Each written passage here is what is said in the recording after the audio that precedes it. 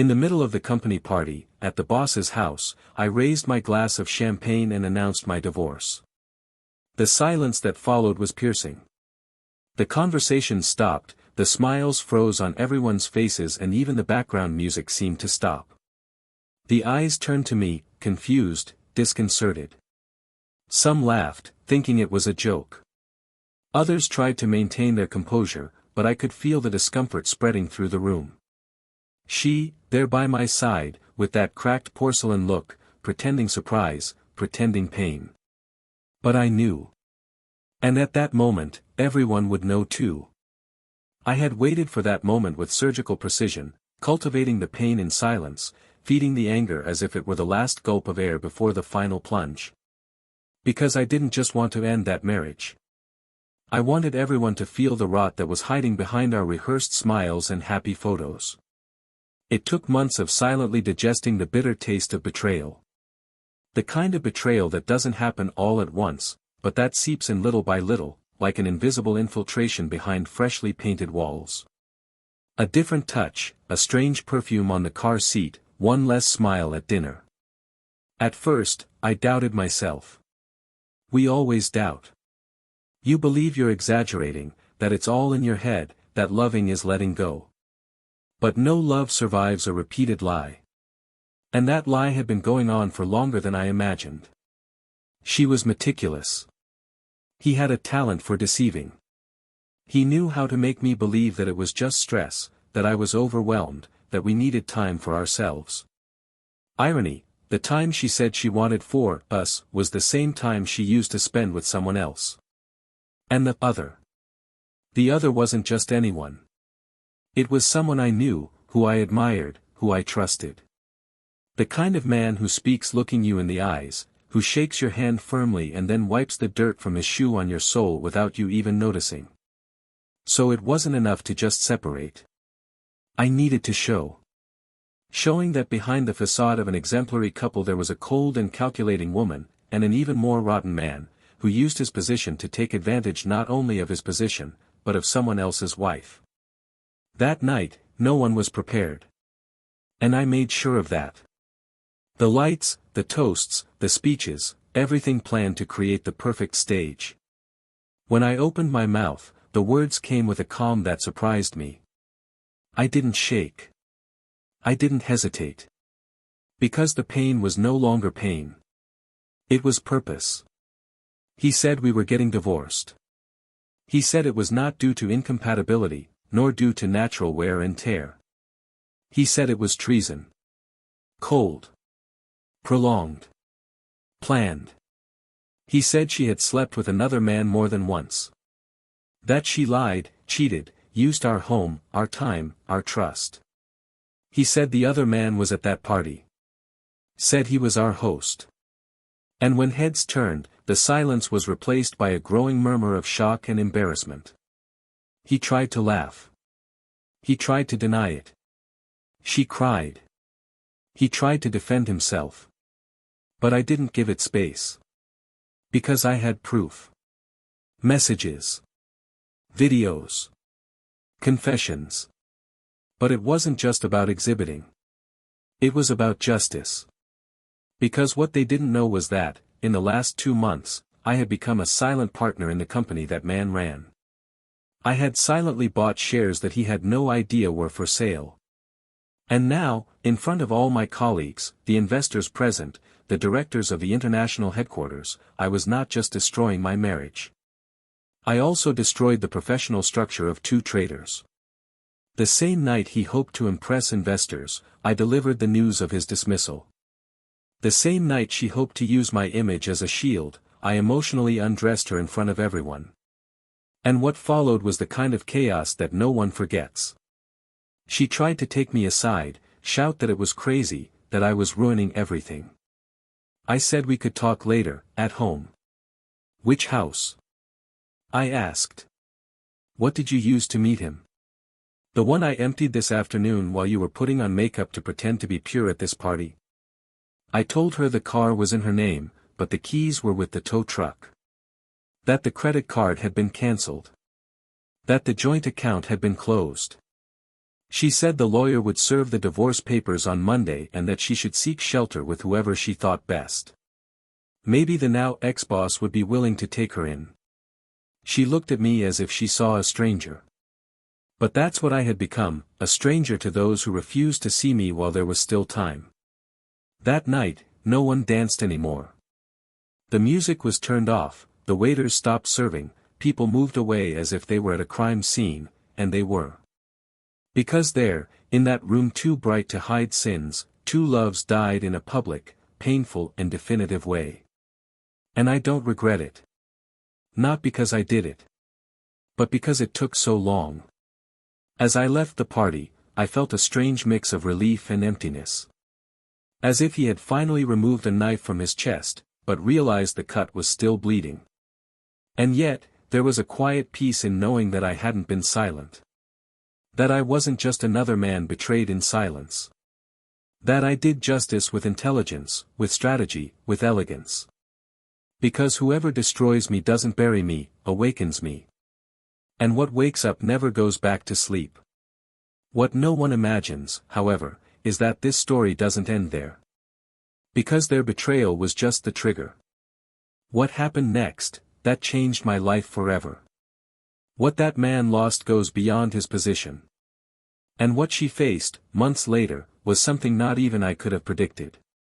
There is a part of this story that has not yet been told. One detail. A twist. An ending that only those who listen to the end can understand. And maybe, just maybe, you'll discover that the true price of betrayal isn't the end of a marriage. But the beginning of something much, much bigger. Welcome to the channel. Here, we do not support, romanticize or justify any type of betrayal. All stories told are fictional, but carry deep emotional truths. Our goal is clear, to show how betrayal can devastate lives, families and futures. Get ready now, because what you're going to hear is intense, realistic and will stir your emotions. Sit back, take a deep breath, and good story. Daniel and Laura's marriage was, in the eyes of outsiders, one of those stories that seemed destined for success. They were married at 30, in an elegant ceremony in a garden suspended over the sea, surrounded by sincere friends and vows that seemed like more than memorized words. Daniel, technology manager for an expanding multinational, was a man with a calm speech, an easy smile and a natural talent for leading without needing to raise his voice. He had a look that mixed tiredness with tenderness, like someone who carries the world on their shoulders, but still reserves their lap for those they love. Laura, in turn, was a public relations person for a large events agency, charismatic, elegant, endowed with an emotional intelligence that made her move people and situations like someone dancing in a ballroom. She was that woman who, when she entered a room, made the environment feel different. They had different ambitions, but the same outlook on life, stability, complicity, laughter that lasts the night, a future in which everything is shared. They lived in a large apartment with a balcony facing the horizon of a city that never slept. The days began with black coffee and the radio turned low, with Laura trying to sort out the world through cell phone notifications, while Daniel tried, in silence, not to get lost in the commitments of another day full of meetings, deadlines and responsibilities. They had built a silently affectionate routine. A quick look when leaving the house, a silly emoji in the middle of the afternoon, and the certainty that, at the end of the day, they would be there, together, like an anchor in the middle of the rush. Neither of them were fans of grand public gestures. Their love was hidden in the details, in the notes left on the table, in the care taken with dinner when the other was tired, in the hands intertwined on the sofa during a movie. They lived well. Not in the sense of a perfect life, but of a possible life. There were the typical small arguments, the agenda disagreements, the moments of excessive silence, but nothing that threatened the castle built with years of coexistence. For everyone around, they were the model couple. Friends commented on the harmony, parents were proud, co-workers used it as an example in lectures on emotional balance. Perhaps that's why invitations to social events, corporate dinners and company end-of-year parties were constant. Laura loved it. Daniel, not so much. But he was going. For the presence, for the image, for the partnership. And, mainly, for her. When the new CEO was announced at Daniel's company, everything seemed to indicate a new time. There was enthusiasm in the corridors, promising projects, international trips on the agenda and, of course, the welcome party that would be held at the new boss's private residence, a modern townhouse overlooking the urban skyline, surrounded by symmetrical gardens and a large terrace that already promised to become the stage for long nights filled with wine and ambition. It was the kind of event that Laura would masterfully lead, if she weren't just invited. She was excited about the opportunity to expand connections, to show the charisma that so many admired, to, who knows, be able to build some bridges with the new leadership. Daniel, on the other hand, felt restless, although he wasn't sure why. There was an almost imperceptible discomfort in seeing her so excited about an event in which he would just be one of many. It was an uncomfortable feeling, subtle like an off-key note. Something that he tried to rationalize, but that, every now and then, appeared in his thoughts before going to sleep, like a shadow in the corner of his mind. But he said nothing. He just nodded with a restrained smile when she tried on the new dress, when the makeup artist arrived early, when the car came to pick them up for the party with soap opera punctuality. He was a discreet man, and his way of showing support was always complicit silence. The party, as expected, was a spectacle. Warm lights bathed the garden, waiters glided among guests offering sparkling glasses and small gastronomic masterpieces, while soft music filled the gaps in conversation. The new CEO was charismatic, eloquent, with a controlled charm that knew how much every word said was worth. He spoke to everyone as if he had known them for years, and his wife, a sophisticated and somewhat cold woman, watched from a distance, as if choosing targets from an invisible board. Daniel walked around with kindness, answered questions, listened to compliments, but his gaze always returned to Laura, who smiled, glowed and seemed to belong to that world with disconcerting naturalness. She moved like a key player in that social mechanism. He knew the names, asked accurate questions, laughed at the right times. Daniel admired her resourcefulness, but he also felt a certain distance. It was as if she was more present there than with him. It wasn't jealousy. It was perception. A light but insistent instinct. Still, he continued steadfastly, exchanging words with colleagues, listening to plans about mergers and goals, until, at a certain point, he noticed a look exchanged in the distance. Didn't understand. It seemed like just any conversation, but there was a slight tension in her eyes. As if there was something unsaid, a subtle gesture that was out of control. But again, I didn't say anything. He kept it for himself. As he always did. The night advanced. Speeches were made, toasts were raised, and the feeling of success hung in the air like expensive perfume. When they finally returned home, early in the morning, Laura took off her shoes in the hall and complained about the pain in her feet, while Daniel just watched her in silence. She said that the party had been a success, that the new boss was impressive, that they were entering a promising phase. He just nodded. He rested his head on the back of the sofa, closed his eyes and felt the silent emptiness of the early morning echo inside him. In the days that followed, the routine got back on track, at least in appearance. Daniel threw himself into his work with more intensity, participated in meetings with increased focus, and began to get involved in strategic decisions that could change his career. Laura, on the other hand, spent more time away, citing new projects, demanding clients, and events that required extra attention. She always seemed to be rushing around, too involved, too connected, too alive. And in a way, he admired that. But I also felt the distance growing. It wasn't something tangible. It was like trying to grab smoke. Conversations began to become rare. Touching the skin became more automatic. Dinners are quieter. And even then, nothing that justified suspicion. Nothing obvious. No concrete clues.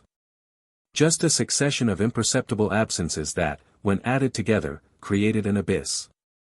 Still, he resisted the idea of crisis. I thought it was just a phase. That maybe he was the one who was different, tired, closed off. That he needed to surprise her, win her back, show that there was still a flame.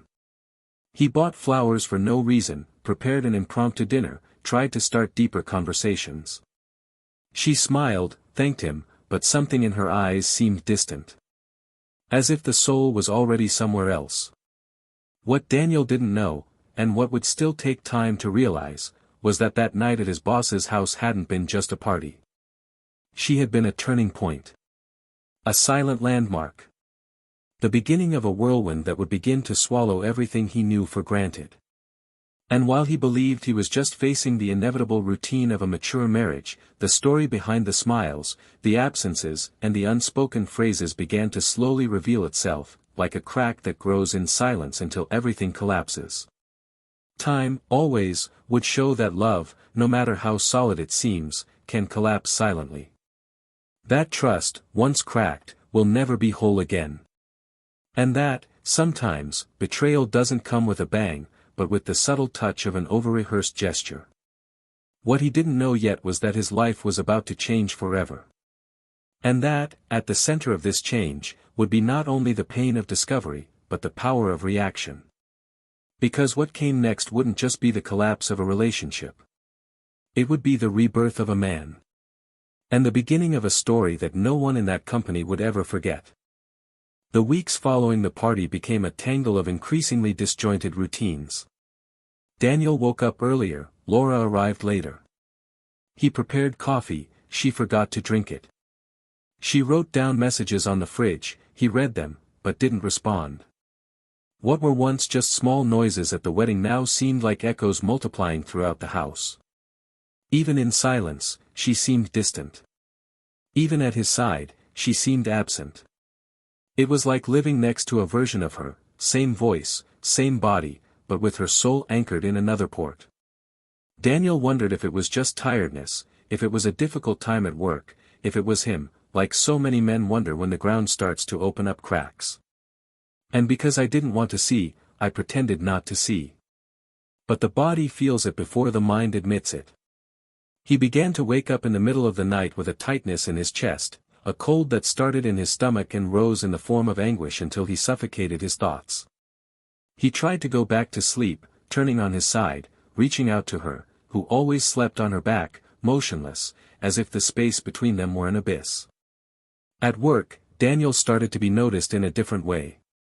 The ideas were sharper, the decisions more accurate.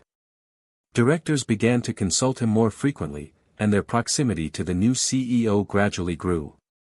More closed meetings, invitations to strategic lunches, reinforced trust.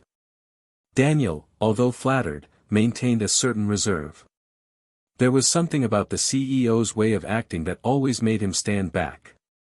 An exaggerated enthusiasm in the words, a tone of voice that is always too sweet, like someone measuring the environment with the right words, but without showing what they really think. Still, there was no reason to refuse the approach. After all, it was a natural path. And Laura, interestingly enough, showed support. He said he deserved it, that it was recognition for years of dedicated work.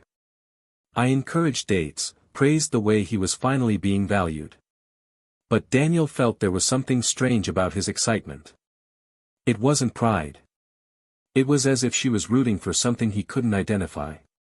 Friday nights became the loneliest. Before, they were nights of wine, movies, and conversation. Now, she arrived saying she was exhausted, went straight up to take a shower, sometimes didn't even come down for dinner. At other times, she said she needed to resolve something for Monday and stayed locked in her makeshift office until late. Daniel, more and more, found himself in the role of a spectator of his own life. He watched the woman he shared the bed with like someone watching an old movie and trying to remember why he fell in love with the protagonist. And when she smiled, there was a rush behind it. When I hugged him, there was an absence in the touch. He started counting the days. Not consciously, but like an internal clock that marks the absence of heat. And little by little, his distrust turned into a need for proof. He wasn't the type of man to search cell phones, but he started paying more attention to details. The schedules, the messages, the perfumes. And the more he observed, the more the signs multiplied. Always discreet, always camouflaged, but there. The first concrete spark came on a Tuesday. A simple email left open on her computer screen as she rushed off to an appointment. The content was not scandalous, but revealing. An informal thank you for a wonderful time, an ambiguous emoji, and the signature of someone he knew very well. Daniel read and reread, felt his heart racing, but did nothing. Not at that time. He saved the moment like someone marking a page before closing the book. That night, she came back smiling and said that she had gotten a new contract for the agency, which they deserved to celebrate on Saturday. Daniel accepted with a restrained smile, but inside, something was already being deconstructed. And yet, he hesitated to believe the worst. It was as if there was an invisible pact between them that nothing serious could be happening. But instinct, that one, was already screaming. The days leading up to Saturday were the longest. Laura dedicated herself diligently to preparing for the evening, choosing her dress carefully, going to the salon, organizing every detail. He said he wanted it to be a night just for the two of them, that he missed when they went out without rushing, without strings attached. Daniel followed everything with a silent gaze, no longer trying to understand, but observing. That night, in the restaurant with low lights and ambient music, everything seemed in harmony. They laughed, they toasted, they talked about the past, as if they were trying to rescue something they knew was falling apart. But deep in her eyes, Daniel no longer saw surrender. Via performance. And that hurt more than any offense. Because the worst loneliness is the one you feel in the presence of someone you love. The next day, when she woke up, she was already up, dressed, saying that she needed to resolve issues at the center. He left a kiss on the forehead and left. Daniel remained sitting on the edge of the bed for long minutes. The sun was shining through the window, but inside it was winter. He decided to act. He turned on the computer, accessed records, old messages, call history. Crossed information, dates, times. And little by little, the web was formed. It wasn't just a feeling. It was real. It was concrete. And he had a name, face, address. When he saw the last exchange of messages, a week before, arranging a meeting in a discreet hotel, his legs felt weak. His chest tightened in a way that no amount of deep breathing could alleviate. He stood still, looking at the screen, his heart pounding in his temples. There was something cruel about the clarity. Because, from that moment on, there was no more room for doubt. There was no longer any excuse possible. It wasn't a misunderstanding. It was treason. Cold. Repeated. It hides under the veneer of a functional relationship. He didn't cry. Not at that moment. The impact was too dry for tears.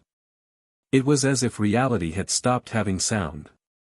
He got up and walked around the house like a ghost, looking at every detail, the photo on the shelf, the old notes glued to the refrigerator, her perfume in the air. Each object now seemed to mock the very story they had constructed. And yet, he didn't scream, he didn't break anything, he didn't call to confront. He just sat down, picked up a blank sheet of paper and started writing. He wrote down everything he had felt in the last few months. Everything I had noticed. Everything he had ignored. He wrote calmly, with repressed anger, with a desire to transform the pain into something that didn't define him. Because, deep down, he knew, he couldn't allow that betrayal to be just a defeat. It had to be a turning point. And it was there, on that Sunday morning, that the plan began to take shape. It wasn't about any revenge. It was about dignity. About emotional justice. About showing that, sometimes, silence is just the prelude to something much bigger. In the days that followed, Daniel began to act as he always did. He answered calls, smiled at work, exchanged banal words with her, as if nothing had changed. But inside, a hurricane was brewing. He started documenting everything. Saving evidence, collecting details. He started working on something she would never have suspected. And the closer he got to the boss, the more he smiled. But he enthusiastically shook Daniel's hand, praised his decisions, asked for advice. A farce. A hypocrisy. A scenario built on rot. And Daniel, now, felt like a worthy actor. The moment was approaching. The timing needed to be precise. The impact, calculated. The company's end-of-year party was announced with fanfare. It would again be at the CEO's house, with the presence of directors, investors and international guests. Laura, of course, couldn't hide her excitement. She chose a new dress, booked a salon, said it would be the perfect night. Daniel smiled. He said he couldn't wait. And for the first time in weeks, she looked at him with a sparkle in her eyes. A glow he no longer recognized, but now made sense. Because that night, everything would come to a head. But it still wouldn't be the end.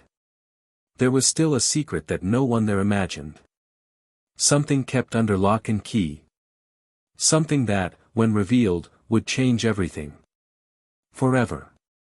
The party continued with surgical elegance, carefully planned to impress. Guests circulated among the amber lights, crystal glasses clinked in silent toasts and conversations in different languages mixed with the soft sound of a saxophone in the background. Laura was stunning, she glided between the groups with ease, distributed smiles strategically, engaged in conversations with investors as if she had been born for it. Her eyes roamed the room as usual, attentive, but this time there was an anxiety hidden beneath the layer of flawless makeup. Daniel, on the other hand, walked among the guests with the firmness of someone who already knew their destination, observing everything with a dangerous serenity. He knew exactly what he was about to do. And that night, every gesture, every word, was a piece on the board that he had set up in silence. Revenge would not be shouted. It would be cold, clean, elegant, definitive. At midnight, the main lights were gently lowered and guests were invited to gather in the large glass-enclosed hall for the traditional year-end speech. The CEO, impeccable in his navy blue suit, took the improvised stage with his glass of wine and a wide smile, one of those that hide intentions behind white teeth. He thanked everyone for coming, celebrated the company's results, made rehearsed jokes about future goals and took the opportunity to praise the talents who turned that year into a historic milestone, looking directly at Daniel, who returned the look with a slight, firm, almost challenging smile. Laura, at the side of the stage, applauded enthusiastically, without imagining that everything was about to fall apart before her eyes. That's when Daniel was called to the center. The CEO invited him to say a few words, representing the new phase of the company. He walked to the microphone with firm steps. His voice sounded clear, confident. He began by thanking his colleagues, the CEO, the directors. He mentioned his trajectory in the company, his pride in being part of that team. But as he spoke, his intonation changed. He left the neutral speech to enter a more personal, more intimate tone. The room, previously full of smiles and side conversations, gradually fell silent. Daniel then paused. He looked at the audience, then at Laura. He took a deep breath.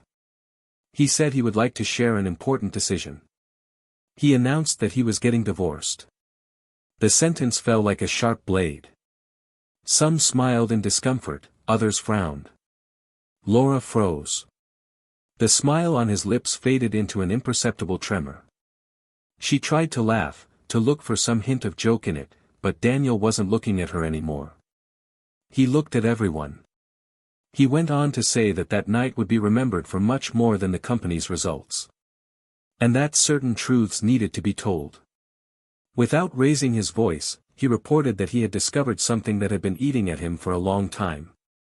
That he had been betrayed. And that, unfortunately, the betrayal came from someone present there. The hall fell into a dense silence. Everyone now looked at each other. Laura tried to approach him, but was stopped by a subtle gesture with her hand. Daniel, with a light touch on the inside pocket of his jacket, took out a small remote control and pointed it at the projection screen positioned behind the stage. One click. A video started playing. Screenshots of conversations, screenshots of emails, location records, discrete photos, everything there. The involvement was unequivocal. She is the CEO. Together. At unlikely times, private places, smiles that left no doubt. There was nothing left to hide. Laura's face was disfigured with each image. He tried to intervene, mumbled disjointed words, but it was too late. The images spoke louder than any justification.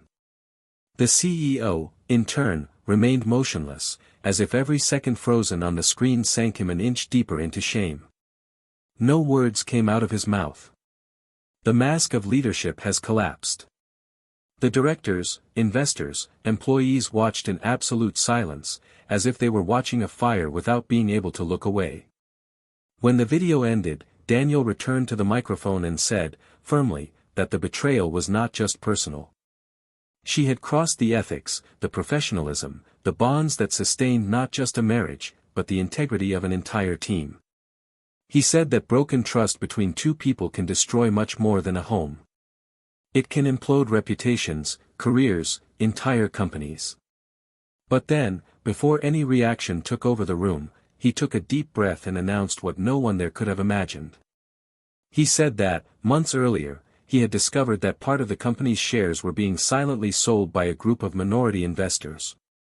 And that, in a strategic and silent negotiation, he had acquired those shares through a holding company, becoming the company's hidden majority shareholder. The hall held its breath. Eyes wide, mouths half open, cell phones discreetly vibrating in their pockets. The CEO, now pale, couldn't hide the tremor in his hands. Daniel revealed that, with majority ownership, he had called a board meeting the previous week and voted to immediately dismiss the executive board. He said that from Monday, a new management would take over. And that he himself, after completing the internal restructuring, would leave the company, with the certainty of having returned dignity to the place where he had dedicated so many years of his life. Laura cried. Not for the images. But for the silent destruction he had prepared while she played illusion. She tried to get closer to him, touch his arm, beg for space to talk, but Daniel looked at her with a look she had never seen before. A look without anger, without hurt, without pain. Just a look from someone who no longer recognizes the person in front of them. I told her that the bags had been packed since the morning, that the lawyers would take care of everything and that her personal bank account had been left untouched, out of respect for what once existed. But from that moment on, he considered her a distant memory, buried under the weight of lies. He said that betrayals are not accidents. These are decisions. And decisions have consequences. She tried to speak, stuttered, said that she regretted it, that she didn't know that he knew, that everything had been a mistake. Daniel just smiled. A brief, empty, painfully serene smile. When he left the stage, he did not return to the hall. He passed among the guests like a shadow, while eyes followed him in silence. Outside, the air was cold, but for the first time in a long time, he took a deep breath. There was something liberating about that pain. He was no longer a betrayed man. He was a free man. A man who had turned his own wound into strength. A man who had returned, with elegance and precision, every piece that had been silently taken from him. And while chaos ensued inside, with investors demanding explanations, directors trying to understand what had just happened, and Laura sunk in a sea of tears that arrived too late, Daniel walked to the car that was waiting for him with the engine running. On the passenger seat, a folder with the final restructuring papers. In the heart, a silence that no longer hurt. And in the eyes, the certainty that the story wasn't over yet. Because there was something more. Something none of them knew yet. And that would make everything change, once again. The days following that night were filled with a kind of deafening silence, as if everything around them had stopped to watch the consequences unfold in slow motion. The news spread with a speed that Daniel had already anticipated. Corporate newspapers commented on the abrupt change in management, internal groups were buzzing with speculation, and his name, previously seen as just another discreet manager, was now mentioned with a mixture of respect and fear. What he had done wasn't just a personal vendetta, it was an act of strategic force, a checkmate delivered on a board where everyone thought he was just a lesser piece. But what no one knew yet was that public turnaround was just the most visible layer of something even bigger, deeper, more calculated. Because, while everyone was busy dealing with the consequences, Daniel was about to reveal the true heart of that story. Laura disappeared for a few days. He avoided contact, blocked social networks, left the agency where he worked. The few friends who dared to try some kind of mediation were ignored. She sank into a kind of isolation that wasn't just shame, it was disorientation. Everything she believed she controlled slipped through her fingers in a single night. When he reappeared, it was to demand a meeting. Not a request, not a plea. An almost irritated tone of voice. I wanted explanations, I wanted to hear from Daniel why he had done that. The irony of that request did not go unnoticed. Still, he accepted. Not for her. But because I knew that moment was necessary. I needed to close the cycle, see with my own eyes what was left of her. They set up at the same cafe where they had met. The place, now remodeled, had lost part of its original charm, as if it reflected exactly what had happened to both of them. She arrived first, sitting by the window, her eyes hidden by sunglasses. When she saw him enter, she slowly took them off and looked at him with a mixture of pain and wounded pride. He approached without haste, sat down opposite, ordered a black coffee. The silence between the two was thick, but not awkward. It was the kind of silence that precedes a storm. She was the first to speak. She said she knew she had made a mistake, but that he had destroyed her in a cruel, exposed, humiliated way. He said he deserved at least the chance to explain himself. Daniel, with a firm look, said that was precisely why he was there. To listen to her. But she should have known that no explanation would erase the facts. Laura took a deep breath and began to speak. He said he had felt invisible for a while. That their marriage, although functional, had become predictable. That the CEO saw her, made her feel wanted, alive.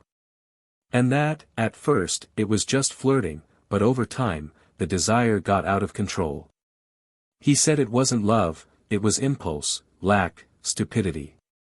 Daniel listened, but his eyes didn't waver. He didn't look for regret in her words. I knew there was more justification there than remorse. When she stopped, waiting for some kind of reaction, he finally spoke. She said that the entire time she was involved with another man, he was not invisible. He was looking. Observing. Feeling everything. He said that her absence had form, that her touch carried distance, that her gaze changed every week. He said he wasn't caught by surprise. That every poorly told lie was a brick in the wall he had been building inside himself. And that, when he decided to act, he didn't do it out of hatred. But for self-love. Laura swallowed. He tried to argue. He said it was a mistake. That I wanted to go back. That he now saw everything clearly. But Daniel smiled slightly. An almost sad smile. He said that some doors, once closed, cannot be opened without blowing open the entire house. Then he changed his tone. Said there was more. That what she saw at the party was just the beginning. She frowned, confused. He asked what he meant. Daniel leaned forward slightly and said that while she was involved with his boss, he was involved with something much bigger. He said that for months, he worked in silence on an operation that aimed not only to protect his position in the company, but to ensure that, when the truth came out, he was shielded from all sides. And for that, he needed allies. One of them she knew very well. Laura tried to decipher that riddle with her eyes, but he didn't have time. He took out his cell phone and showed her an image. It was a woman, sitting in an office, signing documents. It took Laura a few seconds to recognize it. It was the CEO's wife. Daniel revealed that he had approached her discreetly, and that, upon revealing the betrayal, the two began to collaborate together. She provided valuable information, documents, financial data that proved embezzlement, manipulated contracts, shady agreements. Her relationship with the CEO wasn't just a personal betrayal. It was a bridge to something much bigger, corruption within the company. And he, with direct access to reports and internal information, cross-referenced the data and handed everything over to the board. Laura turned pale. He asked if he used it. Daniel replied that he didn't need to. She destroyed herself. But what he did was turn that destruction into something that could free him, and protect hundreds of employees from corrupt leadership. Laura cried. Not dramatic tears, but tears of those who finally understood that there was no going back. He said he felt ashamed. Who never imagined that he would be capable of engineering all that? Daniel replied that not even he knew he was capable. But pain has this power. He got up, left the bill on the table and said he hoped she found peace. Not redemption. Just peace. And left. Without looking back. Not because I wanted to appear strong. But because there was nothing there anymore that made him want to stay. In the following days, Daniel was seen fewer times. He started traveling more, participating in meetings with other companies, starting side projects.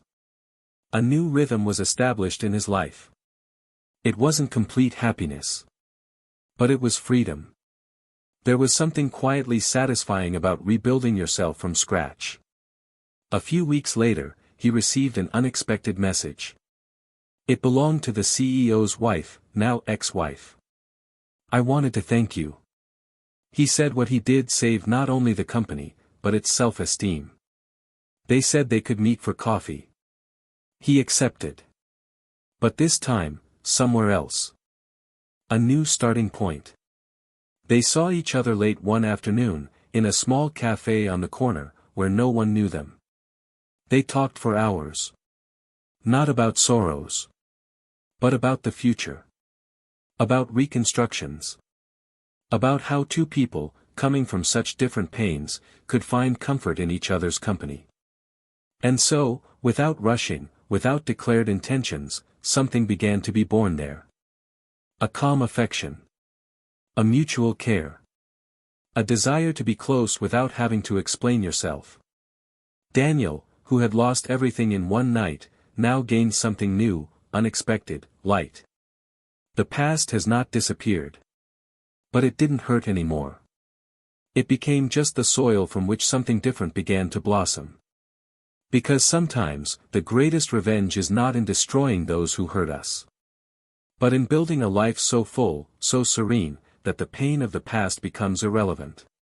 And in that new company, he discovered something he hadn't felt in a long time, peace. And, who knows, a start. The weeks that followed carried a different weight, no longer the weight of secrecy or distrust, but the weight of reconstruction. Daniel was no longer in the eye of the hurricane, but was walking among the debris that remained after the storm. Everything was moving, but nothing felt urgent. It was as if time had finally slowed down, as if he could breathe without looking over his shoulder. The decisions he made, the way he carried out his revenge, the way he gave everything coldly and lucidly, began to provoke ambiguous feelings in him. There was, indeed, a feeling of justice, of relief. But with it came an uncomfortable stillness, as if he now wondered how far he had gone, and if, in the process of unmasking others, he hadn't also lost parts of himself. The look in the mirror no longer reflected just the pain of a betrayed man, but the image of someone who had transformed to survive, someone who still didn't quite know what was left of his old identity. The company was going through a tense restructuring. The scandal brought inevitable institutional consequences. The sudden departure of the CEO forced rapid changes, and the new management, formed from the reformulated board, tried to preserve stability among employees.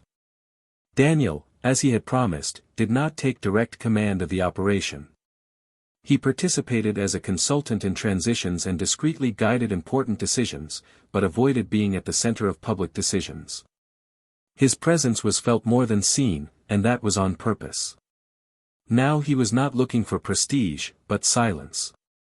He wanted to understand what to do with everything he built. For the first time in a long time, the absence of chaos required a new kind of courage from him, that of looking at himself. Meanwhile, meetings with Helena, the ex-CEO's ex-wife, became more frequent. But there was no kind of easy romance between them, no hasty promises. What united them was a different complicity. They shared a wounded past, but also a respect for the way the other chose to rise again. Helena also faced her own battles, the social judgment for having allied herself with the ex-husband of a supposed rival, the weight of having maintained a false marital life for so long, the trauma of having been used as a decorative piece while her husband negotiated more than contracts on the sly. The two understood each other in silence, not because of the pain that united them, but because of the lucidity with which they faced the consequences. One evening, after a discreet dinner in a restaurant far from the center, the two walked along a quiet street, lit by old streetlights and closed shop windows. The wind was cold but gentle. Helena stopped in front of an antique store, looked inside for a few seconds and said, in a lower voice than usual, that she felt like something was still missing. Daniel looked at her, confused. She then said that even after everything, she still had a feeling that she had left something unfinished, something that could not be buried without first being faced. She said she wasn't talking about her ex-husband, but about her own conscience. That she had wondered, in the last few days, if she had been fair. And then he asked him if, at any point, he doubted his own justice. The question hit him unexpectedly. Because for the first time, he realized that he did. That there was a part of him that still wondered if, by exposing everything like that, he hadn't crossed the fine line between justice and cruelty. I told her that I didn't regret it, but that I felt that by exposing everything like that, I also doomed any possibility of redemption. And now he didn't know if that made him better or just stronger. The moral dilemma hung between them like a gray cloud. It wasn't regret. But it was the realization that actions, however correct they may seem, carry consequences that are not always chosen. Laura was missing. Mutual friends said she had traveled to her sister's house, that she wasn't answering calls, that she was trying to regain some control over her own life. Daniel didn't feel like looking for her. Not out of contempt. But because he knew that chapter was over. Even so, one sleepless night, he opened an old digital album. Photos of the two of them, trips, birthdays, simple moments. He realized there was real laughter there. That, even though everything had become corrupt, not everything was a lie. This realization disconcerted him. Because it's easier to hate when you believe everything was fake.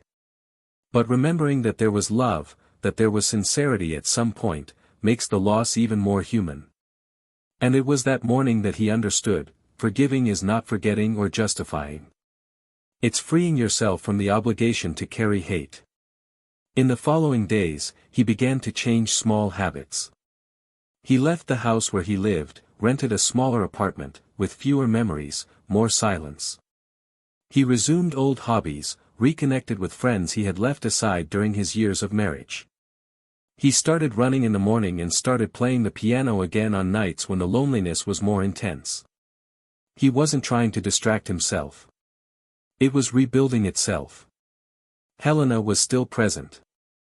Sometimes they had dinner together, other times they just called each other to talk about any topic.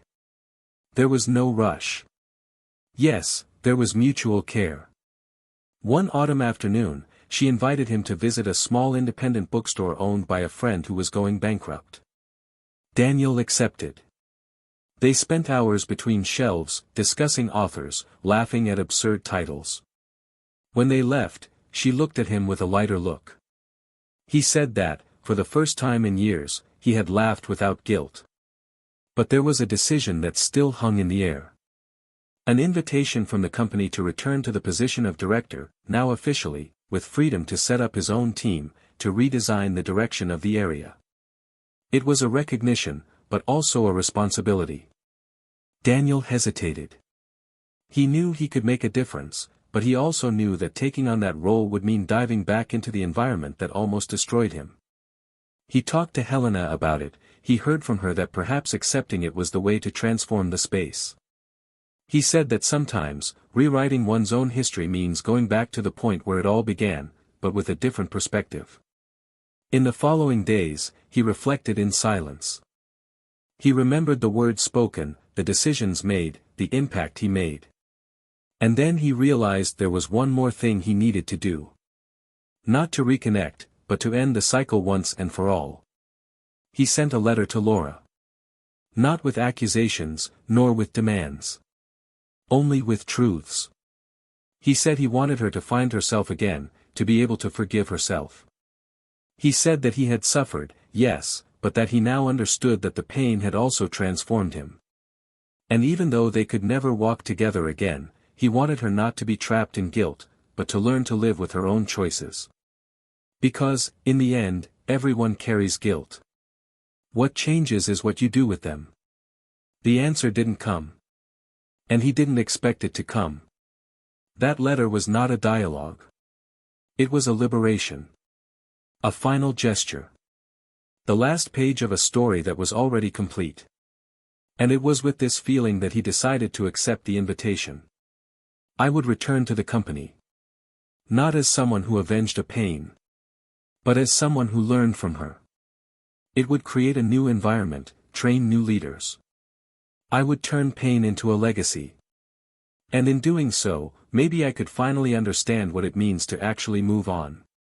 And as the days went on, with their nuances and their silences, Daniel realized that what defined him now was no longer betrayal, revenge, or scandal. It was the way he had rebuilt himself. The way he chose not just to survive, but to be reborn. And somehow, it was all making sense. The ending was still missing. But now, he no longer feared him. Because he knew that, whatever the outcome, he would arrive prepared. Whole. And that's it. The decision to return to the company marked not only a new professional chapter in Daniel's life, but also a kind of emotional repair with himself. The environment, previously marked by looks full of hypocrisy and veiled secrets, now breathed a different atmosphere. People seemed more genuine, dialogues more truthful, and the respect he received was no longer for titles or business achievements, but for something quieter and more valuable, his integrity. He sat in his new room, with open windows and glass walls, as if he no longer wanted to hide anything at all. Transparency became his motto. He conducted meetings calmly, listened to others carefully, made decisions with a calm firmness that he didn't possess before. His days were guided by purpose, no longer by emotional survival. The pain, which had guided his steps for so long, was now just a memory that gave him depth and no more weight.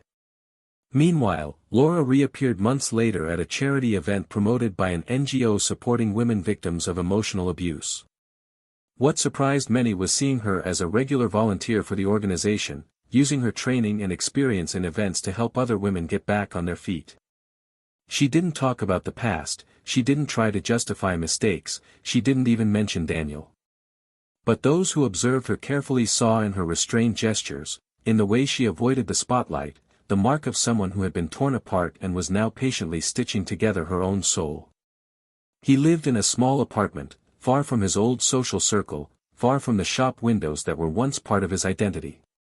One night, in an interview that the NGO published on its networks, she said that the worst betrayal she ever committed was not against a man, but against the woman she herself was.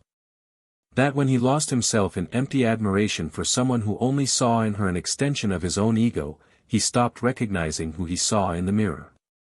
She did not cry during the interview. But there was a painful silence between the words, the kind of silence that only those who have gone to rock bottom know. The former CEO faced more concrete consequences. The cheating scandal was just the trigger for something much bigger. The audit conducted by Daniel and the board exposed years of administrative irregularities, overpriced contracts, misuse of corporate funds and personal favoritism. He tried to escape exposure, sought support among old allies, but no one was willing to fall with him. He was sued by the company, lost his license to work in the corporate sector, and was banned from taking leadership positions in listed companies for at least 10 years.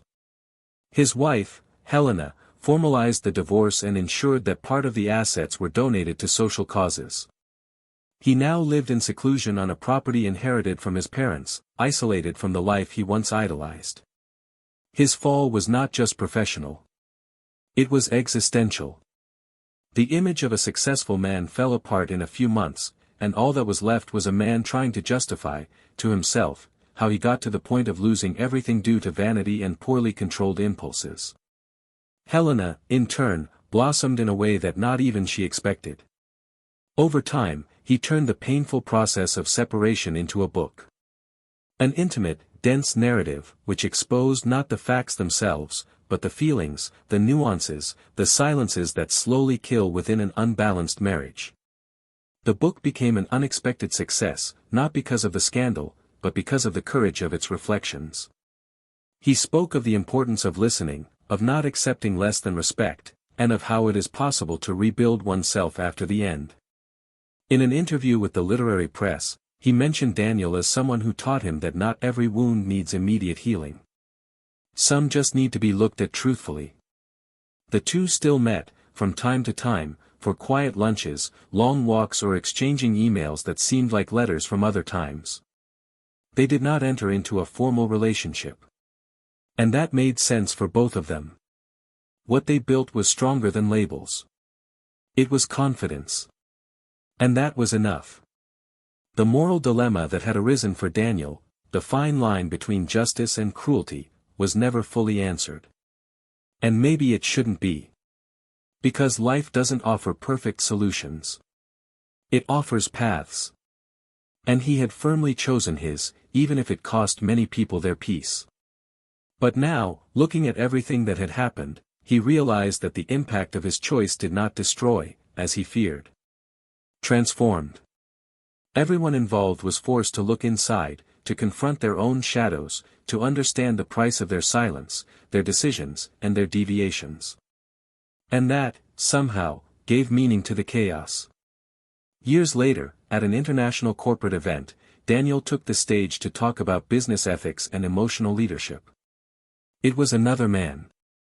The wrinkles around the eyes told stories that the speeches did not convey.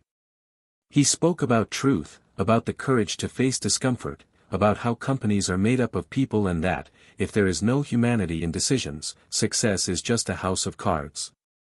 He did not mention his personal history. But whoever knew, understood. At the end of the talk, he received a standing ovation. Not because it was perfect. But because he was human.